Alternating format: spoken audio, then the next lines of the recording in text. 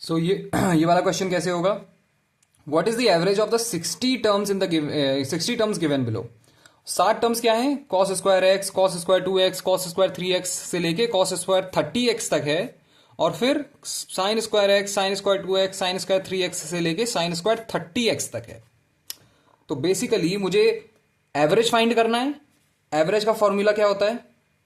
Average का formula होता है, ये क्या हो गया पेन को, एवरेज का फॉर्मूला होता है टोटल सम ऑफ क्वांटिटीज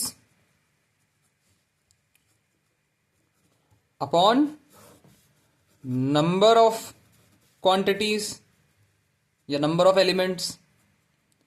तो यहां सम ऑफ ऑल द क्वांटिटीज क्या आएगा? यहां पे सम ऑफ ऑल द क्वांटिटीज आएगा cos square x plus cos square 2x plus cos square 3x plus ऐसे करते करते करते करते कॉस स्क्वायर 30x तक जाएंगे, plus sine square x plus sine square 2x plus sine square 3x plus sine square 4x, ऐसे करते करते साइन स्क्वायर 30x तक जाएंगे।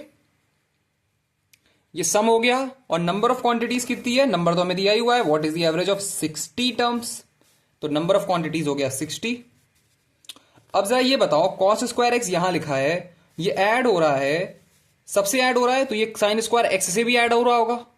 तो मैं कॉस स्क्वायर एक्स को साइन स्क्वायर एक्स के साथ लिख सकता हूं, प्लस कॉस स्क्वायर 2x को साइन स्क्वायर 2x के साथ ऐड करा सकता हूं sign square 2x, plus cos square 3x को साइन स्क्वायर 4x के 3x के साथ ऐड करा सकता हूं। ऐसे ही करते करते मैं कॉस स्क्वायर 30x को साइन स्क्वायर 30x से ऐड करा सकता हूं। साइन कॉस स्क्वायर एक्स को साइन स्क्वायर एक्स से करा दिया, कॉस स्क्वायर 2x को साइन स्क्वायर 2x से करा दिया, कॉस स्क्वायर 3x से साइन स्क्वायर 3x से करा दिया। ऐड हो रहा था, तो इसकी अरेंजमेंट कौन से नंबर पे हो रहा है उससे तो फर्क पड़ने वाला है नहीं। हम चाहे इसको यहां लिखें, चाहे यहां लिखें, चाहे इसको इससे ऐड कराएं, चाहे इसको इससे ऐड कराएं, एंड में जाके तो सब कुछ एक साथ ऐड ही हो रहा है एक दूसरे से।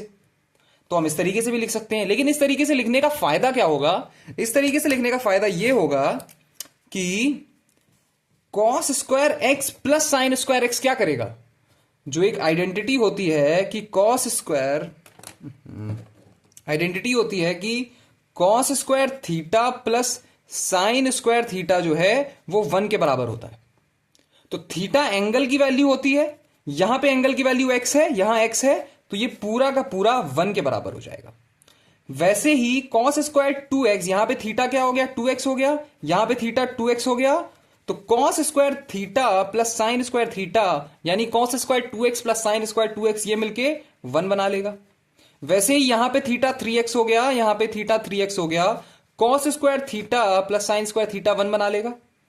ऐसे करते करते सारे के सारे पेयर आपस में 1 1 1 1 बना लेंगे। टोटल कितने पेयर हैं? 60 एलिमेंट्स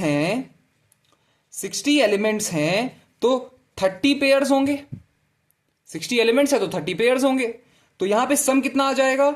सम आ जाएगा 30 अपॉन क्या होगा? नंबर ऑफ एलिमेंट्स, क्योंकि एवरेज निकालना है। 30 सम आ रहा है और हमको एवरेज निकालना है।